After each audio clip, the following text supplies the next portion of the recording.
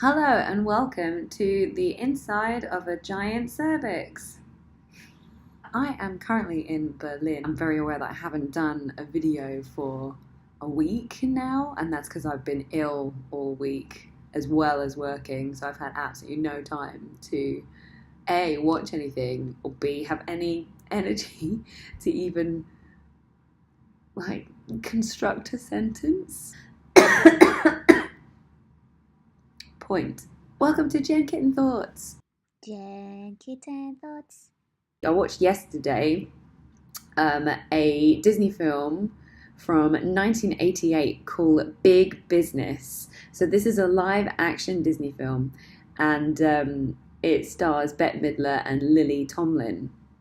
Now, anything with Bette Midler in my books is going to be amazing because she is just the best. The first thing that I ever saw Bette Midler in was Hocus Pocus, and I loved that film. Apart from, spoiler,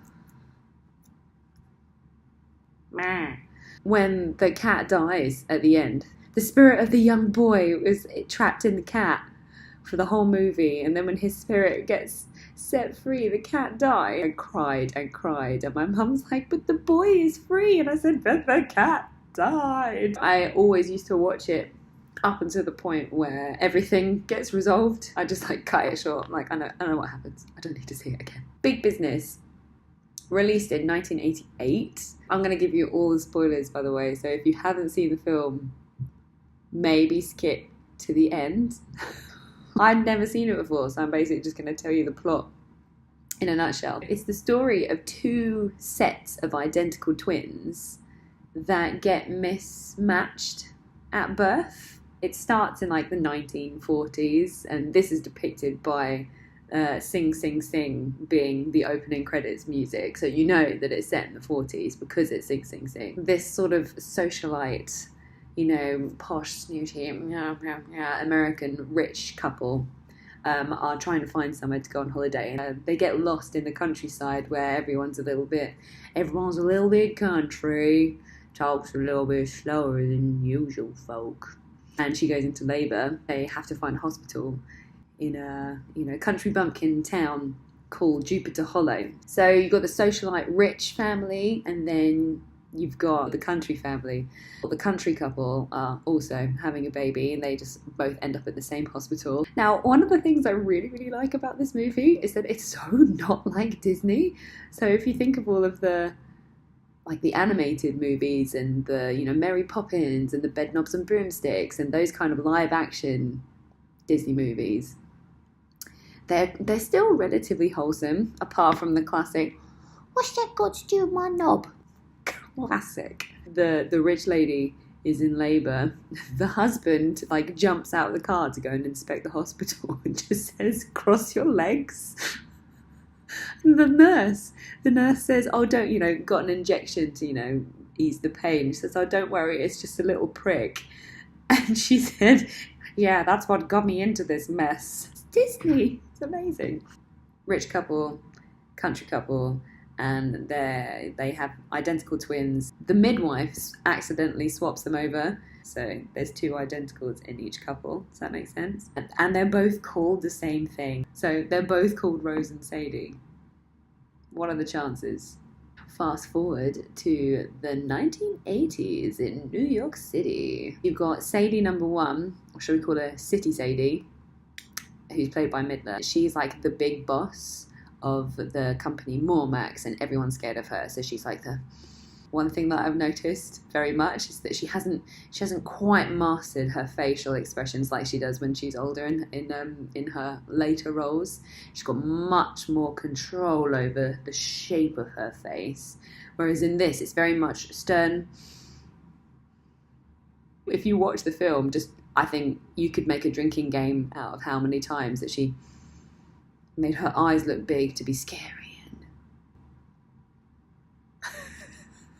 City Rose is like a free spirit. She's an airhead. She's not quite all together, but she's really lovely and peaceful. And, you know, she's got like a Save the Whales badge. She's like the total opposite to City Sadie. And City Sadie totally like bullies her. Sadie has a son, which is Seth Green. So like little Seth Green. He's basically a miniature version of Scott from Austin Powers. It's pretty much the same character, but just a much smaller and much more ginger Seth Green. Watch it just for that. I think he was doing something naughty, and one of the characters said, "Oh, that goddamn child." I'm like, goddamn, in a Disney movie. Bad language. Later on in the movie, Country Rose, she says something like, "Have you got your brains and your balls in your briefcase?" I'm like, balls?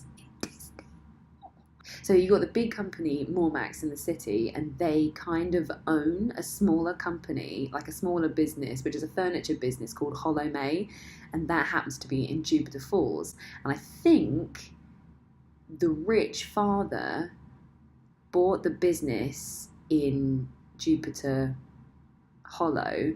Yes! Oh my gosh, right. It totally makes sense now. When the rich snooty couple are in labour, the hospital wouldn't let her give birth in that hospital unless they were a part of the community. So unless they had a business there, or they lived there, or they had family there. So the big rich husband went over and bought the furniture shop just so his wife could give birth in the hospital. Fast forward to the 80s, and they've got Mormax, and they've still got this little furniture business in Jupiter Hollow, which basically City Sadie wants to get rid of, because she's like, I don't want anything to do with those hicks, you know, and they're draining the business. She's holding this big stock shares holders meeting to convince everyone who's got stocks invested in Mormax to get rid of this town, it sounds like to get rid of Jupiter Hollow and like dig it out and basically build something new over it, because it will bring more money in. So it's the evil city folk against, you know, the good soul country people. You go to Jupiter Hollow with the country folk, and you've got Country Rose. So both of the twins have the same name. So the two identical Lily Tomlins are both called Rose, and the two identical Bette Midlers are called Sadie. So Country Rose is the total opposite of City Rose. Country Rose is confident, and she's, you know, boisterous, she's funny, and she's like in charge of like sticking it to the man. She wants to fight the big city Mormax company and bring them down. In a nutshell, City Sadie and Rose, who work for the big horrible company in New York, who want to get rid of Jupiter Hollow. Then you've got Country Rose and Sadie, who work for the furniture shop, who want to go and like give them hell in New York City for trying to get rid of them. Country Sadie, Bette Midler, she's a musical yodeler. She's the eye candy. She hates the country. She hates all of the country life. She hates barbecue. She doesn't like the men in Jupiter Hollow. She wants the high life. She wants designer clothes, and she wants the cosmopolitan life. Country Rose has a boyfriend who doesn't want her to go to New York City because she is his lucky charm for a miniature golf tournament. Yeah, he says, when I win that golf tournament, then I'll propose to you. So you can't leave. Well, she just leaves without telling him, because that's what all normal women should do in that kind of situation, right? I won't tell you very much more. It's really well done. And especially, I'm thinking for 1988, when that kind of technology of having two of the same people in the same frame must have been like amazing to watch. Like, it still looks really good, and a lot of it is just like good timing, I think, like good framework. So you have someone that walks out and then someone that walks in, you know, or there are four of them are in the same room at one point, but they're in the toilet, so you know they're not in there. The music is really telling as well within the story. So country girls in the big city, this really glamorous music in the plaza in New York City, like da da da da da da da da, living in the plaza. That kind of music. There's also like the bum music, which is like when there's a homeless guy on the street. Yeah, the music's very obvious. One of my favourite lines in the whole thing is when Country Bette Midler, she goes into the bathroom at the plaza. She's not supposed to be in the plaza because twins have been mixed up. country, city, got the same, right? In the wrong room. So they're in the plaza thinking that the Mormags company are like trying to seduce them into like doing what they want and like bribing them basically. Country Bette Midler is in the bathroom and she screams and she comes out with these little swan soaps. She's like, could you just die? Soap swans. More non-Disney things about this. City Bette Midler is doing business with the Italian shareholder. She's basically screwing him to get the client. They go out for dinner and it's all very seductive and it's all very, suggestive of what's going to happen. And there's one bit where he literally like grabs her and says, "Oh, and I to impale you," and like thrusts behind her. I mean, you can't get more obvious than that. And they're all like kissing on each other. It's like, that's a really, really bad message to be putting out to women. If you're a woman in business, the only way that people of a higher stature are going to respect you is if you fuck them. So that's poor message to be putting out. I mean, you shouldn't also be a total bitch, but, Devil Wears Prada seems to have worked. I haven't watched that movie, so I don't really know very much about it. I'm sure Meryl Streep is really, really good in it. I hear she was really good in it. I did have the book. I think I've read the book, but I've not watched it. Don't be a dick. Rule number 1. The Bette Midlers seem to be like the sexual deviants, but in their own ways. The city Bette Midler, who was just screwing the Italian client to try and win business, and then you've got the more innocent country Sadie Bette Midler, who was just lovely and was just really friendly and like to everybody, and they just instantly fall in love with her. Her innocence sometimes gets misconstrued as being a little bit sexual. The concierge misreads her friendliness for flirting, and he thinks that they're going to have sex in her hotel room, but it's City Sadie's hotel room. So there's a scene where this concierge, this is very, very unprofessional work for a concierge to be flirting with the clients and then be so presumptuous as to go and buy condoms when you're still on the job and go up to a client's room, knock on the door, and they're like, "I'm here, baby." I mean, it was very funny, but again, not like Disney at all. It's very, very naughty. What I really like is that there are 2 people who are working for the City twins.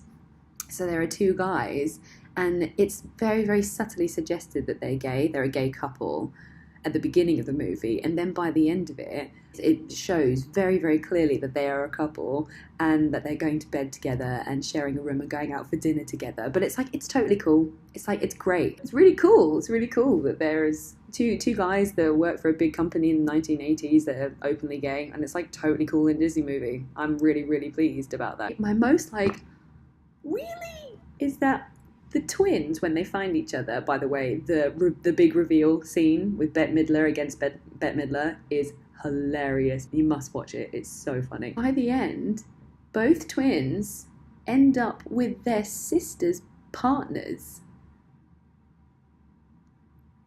And no one cares. So you've got an ex, a current boyfriend, and the Italian client. The ex of City Sadie ends up with the country Sadie, and then the current boyfriend of Rose ends up with the city Rose. So the 2 sisters end up with each other's partners or ex-partners. It's really incestuous. So dirty. Final great point about this movie. The final song is Higher Love. I am going to give this movie an 8 out of 10. Because whilst I absolutely loved it, I thought that the storylines were great, if not a little bit too far-fetched. I really enjoyed it. I thought it was very funny, totally un-Disney, which I really liked about it, because they had sweet moments and they had really not sweet moments in it, which was great. In the end, the town gets saved. Brilliant. But then they end up with their sisters' partners. So, you win some, you win some.